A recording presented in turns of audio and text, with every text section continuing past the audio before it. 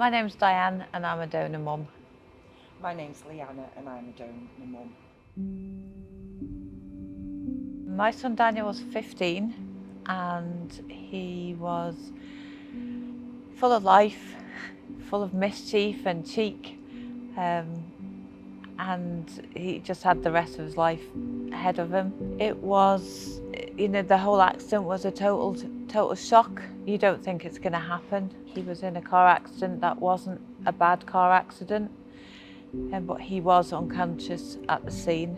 And after having a brain scan, they knew how serious it was, and they flew him to Pendlebury Children's Hospital in Manchester. We spent the next 12 hours once we got to Pendlebury watching Daniel being treated and looked after. Later that day, around tea time, his dad and I were called in to talk again to the medical staff.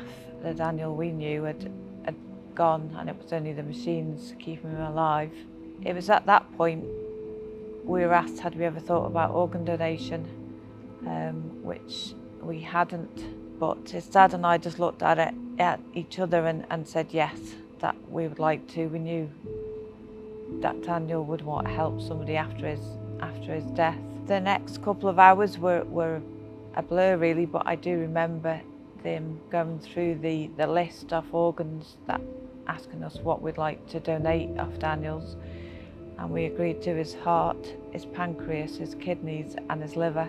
Although he had passed away, the machines were keeping him alive, and by doing that it meant that his organs would stay in the best condition possible to be able to help somebody else. I know that everything that could be done for Daniel was done, and that's my comfort now, and also knowing that he's living on in other people. A 15-year-old's healthy organs are now keeping 3 people alive now that are able to spend time and be with their families, and they don't have to have gone through the heartbreak that we do.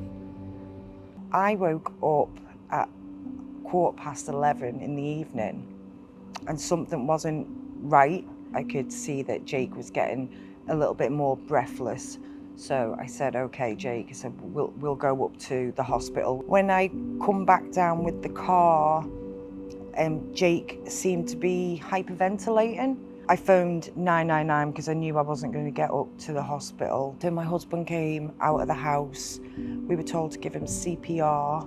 So the ambulance turned up, worked on Jake on the public road. Then they managed to put him into the ambulance. We were then brought into the resource where Jake had a machine on him because they'd been working on him for approximately 35 minutes. They had managed to get a pulse back early hours of the next morning on the 19th. They'd consulted Liverpool. Liverpool had said that because of test results and things, there was nothing that they could do. A little bit like yourself, it was a bit of a blur. Then I had 2 wonderful nurses come in. I don't remember it being very long after the STEM test, and they spoke to Mark and I about organ donation. Same story as you, 14 years of age. You don't think about having that conversation with your 14-year-old child. Mark and I looked at each other and we were like, yeah, we want him to be still around. I was a bit scared about organs such as the heart and the eyes. I was always scared of how my boy would look when I went to say goodbye to him, and I've heard positive, amazing stories that there's no difference. So that's my one regret, not letting every bit possible go and support someone else in life. They spoke to me regarding the whole thing. He went to the operating theatre that afternoon with his machines on him, as you said, keeping his organs in a good working way. And when he come back, he had no machines and he just looked so peaceful. There was bandages. It was like it was a healing process after anyone has an operation. There was bandages. It wasn't scary. He come back, he was still quite warm, and I was able to say my goodbyes. Since then, I had correspondence from the UK donor. Jake saved 4 lives. One of the donors actually coincidentally figured it out and got in touch with me, and we are still friends to the day, and we're very, very close. Organ donation sent me letters that were sealed, told me that they were sensitive letters and only to open up when I felt ready to open them up and read them from the donors. And then yourself, you got in touch with me and told me about this wonderful garden, and we got together, and Jake has a beautiful stone in this garden alongside all the other brave and wonderful people, and you're doing an amazing job. My hope is that, I mean, definitely already it's a lot more people are talking about it because the word law has been used. So already, the impact is massive and more people are talking. I think, the main thing I'd like people to do is, think about what they would hope to happen for them or somebody they loved if they need a transplant. They would hope that there was an organ for them, but only by people agreeing to be organ donors in the unlikely event of their death is that going to happen. It's so important to not wait, having been in the position of not ever talking or thinking about it, to suddenly find yourself being asked that question after the death of anyone, never mind your child, to have to make the decision then at the most traumatic time. I look at it as you can have that conversation like Daniel's dad and I had to at the most traumatic time, or you can have that conversation in a more normal setting at home, not traumatic, with someone that you love and trust, to tell them what you would like to happen.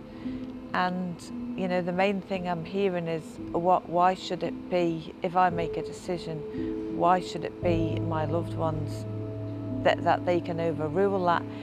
But I think if your next of kin is someone you love and trust, why do you think they would go against your choice if they know that you would really like to help someone after your death? Why would they not want to honour your wish? From my perspective, as a mum, it brings me comfort knowing that my son has helped people live a healthy and hopefully full life. I will be an organ donator, hopefully, and I'm happy for anyone to use any part of anything salvageable if I'm in my 80s, and just the comfort that it brings and the conversation that it's opening out, because as you said, at that time it was quite a traumatic time, and it's easier to talk about when you're not going through it. So awareness and the lives that it's saving and affecting is definitely a reason why this law needs to be put in place. Being a mother of a organ donor, it's brought me really close to people that I may not have ever met before, and the support that I get from you, and we are on social media together now, and I can pick up cues when you're not having a great day, and you pick up on cues when I'm not having a great day, and we get in touch. And I think having these conversations about organ donation has brought you and I together, and a support mechanism.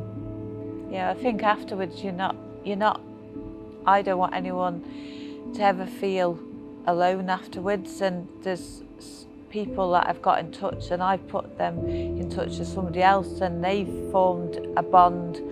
It's not necessarily with me, but other groups, and it's lovely to see them supporting each other.